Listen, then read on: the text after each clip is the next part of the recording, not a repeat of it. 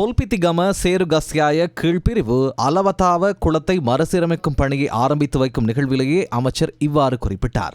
விவசாய, கால்நடை வளங்கள், காணி மற்றும் நீர்ப்பாசன அமைச்சின் கீழ் சிறு விவசாய நடவடிக்கைகளுக்கு பாதிப்பை ஏற்படுத்தும் காரணிகளை குறைக்கும் வேலைத்திட்டத்தின் கீழ் குறித்த குளம் புனரமைக்கப்படுகிறது. இதற்கென 126 லட்சம் ரூபாய் ஒதுக்கப்பட்டுள்ளது.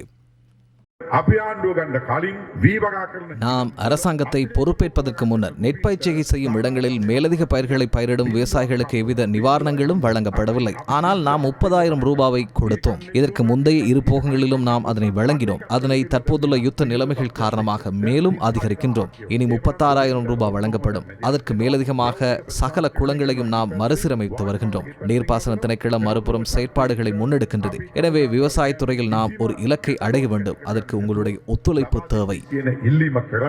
இதேவேளை சாப் வேலை திட்டத்தின் கீழ் சிறு அளவிலான விவசாயிகளுக்கு பிரதிலாபங்களை வழங்கும் வேலை திட்டம் நிக்கவரட்டிய மாக்கிரில்ல கமநல சேவை மத்திய நிலையத்தில் அமைச்சர் ஆனந்த விஜயபால தலைமையில் நடைபெற்றது. வானிலை மாற்றங்களுக்கு ஈடு கொடுக்கக்கூடிய நிலைமைகளை உருவாக்கும் நோக்கில் சாப் வேலை திட்டம் முன்னெடுக்கப்படுகின்றது. இதன் கீழ் மிளகாய் பயிற்சியில் ஈடுபட்டுள்ள 16,200 பேருக்கும், வீட்டுத்தோட்ட செய்கையில் ஈடுபட்டுள்ள 800 பேருக்கும், இளம் தொழில் முனைவோர் 1,200 பேருக்கும் அதிகமானோருக்கு பிரதிலாபங்கள் வழங்கப்பட உள்ளன.